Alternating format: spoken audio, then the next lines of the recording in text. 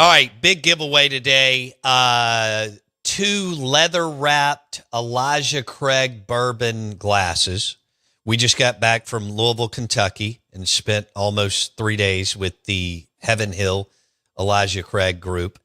Wonderful, wonderful trip. Love going to Louisville and Lexington and doing the whole bourbon thing. Picked out a barrel pick that will be at Briarwood Wine and Spirits in November. And it was awesome. So we're giving away 2 leather-wrapped custom Elijah Craig bourbon glasses. And how do you enter to possibly win? On the Golden Moon Casino text line, 601-885-3776.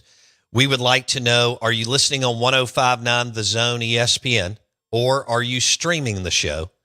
Where are you listening from? And what will your team's record be for 2025? I need all that. Some of you just give me like one of the 3. That's not entering to potentially win.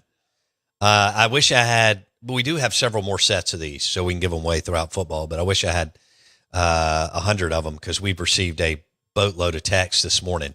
But that's how you enter. You could win. Again, are you listening on 105.9 The Zone ESPN or streaming? Where are you listening from? Give me the record of your favorite team, college, NFL, or even high school. All right. Our guests join us on the Farm Bureau Insurance guest line. We welcome in Roll Tide Ryan Fowler, 109 The Game, Tuscaloosa, afternoon drive. This man does 12 hours of sports talk radio a day because that's what you have to do to feed the Crimson Tide Nation. Good morning. How's Orange Beach this morning, Pumpkin? Yeah. Look at you telling them off early, ain't you? Mm-hmm. Yeah. It's good. It's not as hot. We didn't have any. So they front loaded us. I don't know if they did that for you guys, but they did it for us. They put us in all of our content. When we rolled out, we had our first meeting on Tuesday, practice on Wednesday, Thursday, Friday. I mean, it went. So they gave us all this media viewing, which is kind of something we're not accustomed to with Nick Saban, because Nick Saban gave us nothing as far as, practice observation. Yeah, but so he won. They gave us all of. Come on. I mean, here we go, Bo. All right, so just bear with me. I'm just saying we were not in shape. We're not judging DeBoer based on Saban. I think when you look at it, media friendly is one of the characteristics of Kalen DeBoer. I mean, we get a lot of access. We get a media day on Monday where you could interview anybody on the coaching staff. So transparency is one of the strengths of this task. You can walk up and ask whomever, whatever. I mean, literally. Strength conditioning coaches, defensive back coaches, all of them were made available. And then they walked a ton of players. I'm not saying every player, but almost every player. So it was media day. It was kind of an all-you-can-eat buffet content. I've got content for 3 weeks. Did you talk? All right, your new offensive coordinator is Ryan Grubb. And impressive. I'm going to make a prediction, too. Oh, hold on. All right, for our listeners, Ryan Grubb was with Kalen DeBoer at Washington when they were winning with Michael Penix and went to the college football playoff and beat Texas and played the national championship game against Michigan. He's known as one of the better offensive coordinators in the country. He took the job as OC at Bama for like 5 minutes, and then the Seattle Seahawks offered him the OC job, so he did that last year. He didn't stay in Tuscaloosa. Now he is back in Tuscaloosa, and people believe that things will get right on offense. While Kalen DeBoer is a hell of a head coach and offensive mind, I think it works a little bit better, and everybody's looking for a little bit of an edge with Ryan Grubb calling the plays and dealing with quarterbacks. So we'll see what he can do with Ty Simpson. All right, what is your prediction, Roll Tide, Ryan Fowler?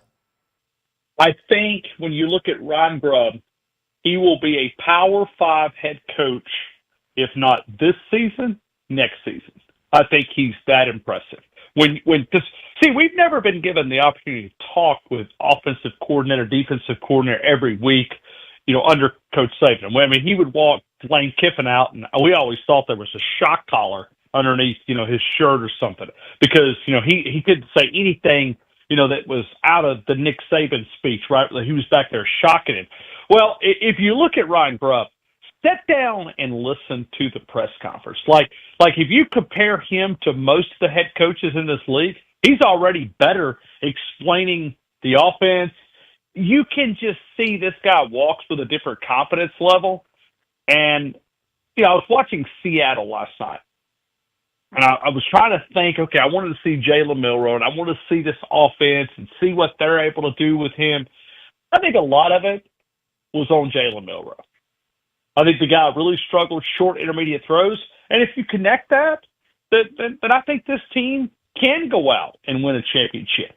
So by saying that Ryan Grubb's going to be a Power 5 head coach soon, he's telling you that this season is going to be a successful season.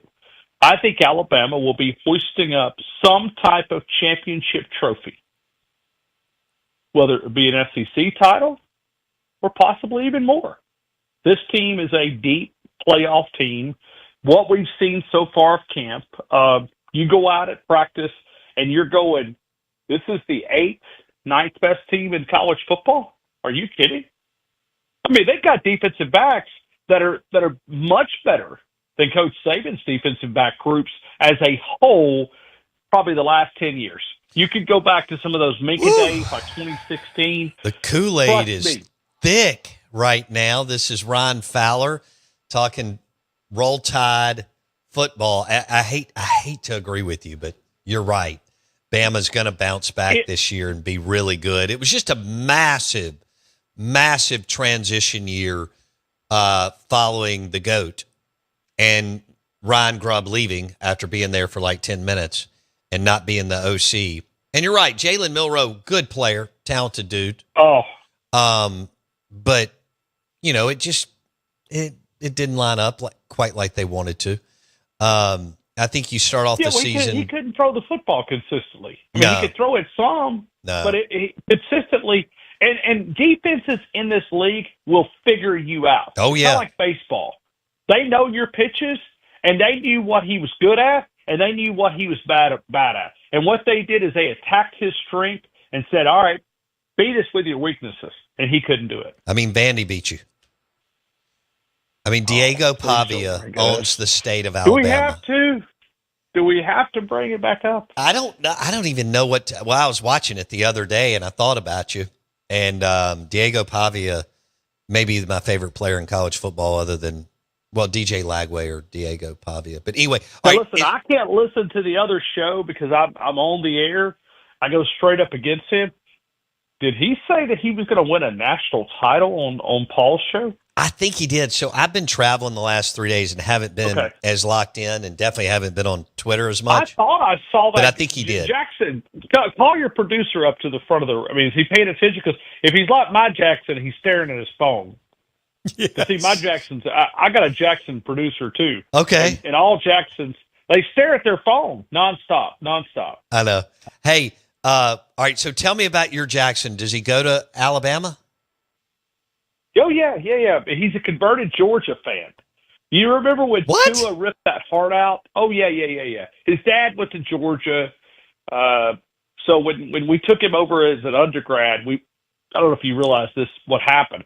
But, if you come in as an opposing fan, say you're a Mississippi State lifer, okay, and you get to 18 and you say, I don't want to be a loser the rest of my life, and you go to Alabama, you got to go to Coach Bryant's statue and you got to repent. There's a walk against it. I got you.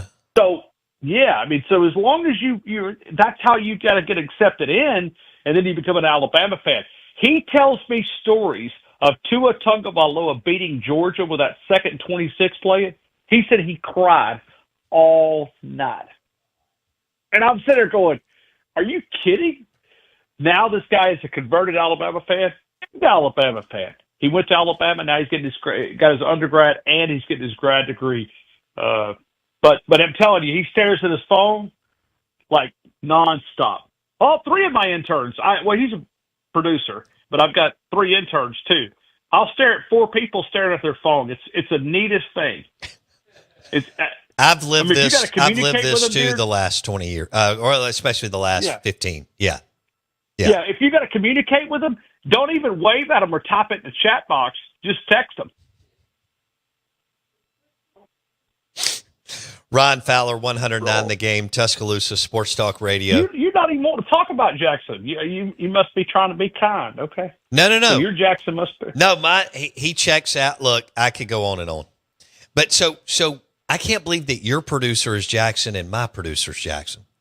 It's crazy. Is your Jackson an Alabama fan? No, he's Mississippi State. Well, he's Saints. I can be. Okay. Yeah, he's whoever he's betting on. Easily converted. Oh, okay. Whoever, he's one of those. Wherever his money is on that Saturday, that's who. Hey, speaking of gamblers, Cover, we baby. had a handicapper. We had a handicapper the other day came out. This is what he said on the air, and I had no clue. Brought him on. We started talking, previewing. He said, I made my national championship prediction. He goes, I think you would want to know. And I said, sure, tell me. He goes, I laid it all on Alabama. He bet on Alabama. Now, this guy put a cold hard money. Brad Powers, which you may or may not recognize, I know Brad. big handicapper out in Las Vegas. He predicted Alabama to win the national title. He thinks Alabama's that good. I'm not there yet. Oh, I think you could win it. You're one of the teams Yeah. that can win it. Yes, you are. Yeah, I said this yesterday on the show. I said I think there's probably 6 or 7 teams that could win a national title. I think Alabama's one of those teams. That's the way I answer that question. All right, I've got But a listener. Be really, really good. And I agree with you. I agree. And what happened last year was last year. I mean, again, you've got a new offensive coordinator. Jalen Milroe's gone. You've been able to get through the transition, add a lot of talent, so on. Roll Tide, Ryan Fowler, 109 The Game, Tuscaloosa on the Farm Bureau Insurance guest line. So we have a listener on the text line, Bo, and he says he sure is confident for a team that lost to Vanderbilt and to an Oklahoma team that had no receivers. What's your reaction to that, Roll Tide, Ryan Fowler? Yeah. No, I don't disagree. You look at the offense. I thought the defense played really, really good last year. The offense is, in the games that he's here talking about, go back and look at Milroe. The pick sixes in Oklahoma, one of those, you remember he could have got the guy out of bounds, and he just kind of just didn't even put any effort into tackling the guy that was running the pick six. Hey, you're right. You're absolutely correct. And I think the one area, they had a big meeting back in January where the strength conditioning coach and the head coach and all these coaches got together and said, all right, guys, we tried it one way. We're going to try it this way, and this is the way it's going to be. And they laid out all these laws, rules, whatever. And they said, if you don't like it, you can get the blank out. Okay. Literally, this was the coming to Jesus meeting that my parents used to have with me on the couch. Yeah, you've had those. And not one player walked out. Not one player entered the NFL draft, the early departures, and 0 players entered. They went into the strength conditioning program, and they have literally destroyed all kind of Alabama records, like personal, gym records. We had a guy that lifted 950 pounds on the squat. I saw that over here. Craziness. Bruce Feldman lists one of those guys as like the freakiest college football player. I think he was 3rd on that one-on-one list. It's so all they did was, work out and try to get better. They couldn't go back and replay Vanderbilt and Oklahoma. They spent time in the gym. This is a physically looking football team, and you can tell that, they had to control something. They could control the only thing they could control is get in the weight room and get bigger, faster, stronger. But don't sleep on Alabama. Whoever your listener is, I'm sure he's probably probably an Ole Miss guy. Could be a Mississippi State guy. I don't know what he is. Yeah. I've got a War Eagle Rich here on the text line that says, that's not Kool-Aid. That guy's drinking the whoop juice this morning. Yeah. Well, let me tell you about these Auburn guys. They've had 4 losing seasons in a row. Good Hugh Lord. Hefner Freeze has lost. That's to more Alabama. than Mississippi State. And their coach died while he was the coach. And Hugh Hefner's on that last leg. And I said 7-5, but a loss to Alabama, they'll fire him. Oh, I think they're going 8-4 minimum. Who Auburn? Yeah, but I think they've got a path because of their schedule. It all starts at Baylor. They got to beat Baylor on the road. Oh yeah, the Friday night game, week 1, which I'm excited about, August 29th. You're exactly right. Auburn at Baylor. Dave Aranda, former defensive coordinator at LSU, is the head coach at Baylor. He saved his job last year. And Sawyer Robertson is their quarterback, and he signed with Mike Leach in Mississippi State and then transferred out through all the stuff. But yeah, no, I agree. They got to beat Baylor, and then they'll win a couple more non-conference games, and then they go at Oklahoma, at A&M. But then it really lines up for them as far as the schedule after that. Golly. Okay. So look, Freeze is going to have he's going to have an opportunity to beat y'all the last game of the year in Auburn. He almost beat you year 1, as you know. You walked him off. If he starts out 0-3 against Alabama, he may have to win 8. I think 7-5 with a loss to Alabama and Georgia, and that would be year number 6 that they've lost to Alabama in a row. 3 of those with him, they pull the plug at 7-5. He's got to get to 8. I think he's got to get to 8. They haven't beat Bama since, Gus beat them, are you telling me 6 years ago? That's right. Yep. Damn. I knew Gus had 5 in a row. 5 in a row. This is going for 6. Okay. We fear the finger is what we're saying. Yeah, fear the finger. This would be 6. Okay. All right. Hey, and so at quarterback for Alabama this year, it will be Ty Simpson. Ty Heisman Simpson. Yep.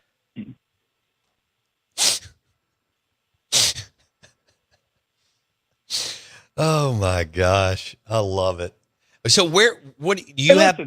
Go ahead. Not too far away from Philadelphia, but will somebody go in and lay some money on that? See, I'm not allowed to bet as a Heisman voter. I can't go over there and vote but I need somebody to place a bet, and then we can give a percentage. I think I looked it up at Silver Star. Alabama's a plus 1,200. Okay. On winning the national title. I need somebody out there to go halves with me or go percentages. Well, let's go win totals. Out there on the text line? 9.5. Oh, over. Oh, yeah. Over. 9.5 wins. Yeah, over. All right, so you're going 10-2, and you'll make 10-2 gets you in the college football playoff. Okay. Yeah, I think they're a deep playoff team is the way I'm describing it, with a chance to win an SEC title. All right, at Georgia, at Missouri, at South Carolina, and at Auburn. Those are the landmine games. At Georgia, at Missouri, at South Carolina, at Auburn. 3-1? I think they'll go 3-1. 3-1 of those games. Okay. All right. They were undefeated last year at home with that group of players. Your toughest home game is LSU? Okay. Yeah, we beat them 42-13 in Baton Rouge. They're not beating us in Tuscaloosa. Oh man, Brian Kelly. Offensive line, that offensive line at LSU, they can't even block them in practice. You've been hearing the reports. I mean, Gary Nussmeier got popped yesterday. Why is your quarterback getting no contact jersey? Put him in a bubble, man. He's your season. Wow. Okay. Roll Tide, Ryan Fowler, 109 the game, Tuscaloosa. He has Bama going at least 10-2. College football play. I agree with him. They're going to the college football playoff. A deep college football playoff. Deep college football playoff. Deep run. I think they're going deep. Depending on who you draw. And I describe deep as the last 4 standing. That's where I'm at. Okay. All right. So the final 4 of the college football playoff, we're still at 12 teams. All right. Well, Tyson, I mean, this is. Hey, but do you know I've still got people over here in Tuscaloosa, fans, who still want Lane Kiffin as a head coach over here? Well, why wouldn't they? I try to say, listen, the guy had like 19 starters back last year. If you couldn't do it then, when's he going to do it? They got their ass kicked last year. They're soft as cotton. Yeah. Yeah, I don't know. Look, last year it lined up. The veteran team, the schedule, everything was, and the league wasn't good. I mean, the league didn't have a dominant team. I mean, the best team was Texas, even though Georgia beat them in the SEC championship game. The best team in the regular season was Texas, and they were not dominant at all. And LSU was down, Bama was down, Georgia was down, among others. Yeah. I don't know. You know, Lane's a phenomenal coach. I don't know. He's probably hit his ceiling in Oxford. And to win a national championship, he's going to have to get to LSU or I don't know what else could open up. Does it come up often? Southern Cal? But I don't know if they that if like Lane Kiffin is the trade-off, but Arch Manning could have been the guy.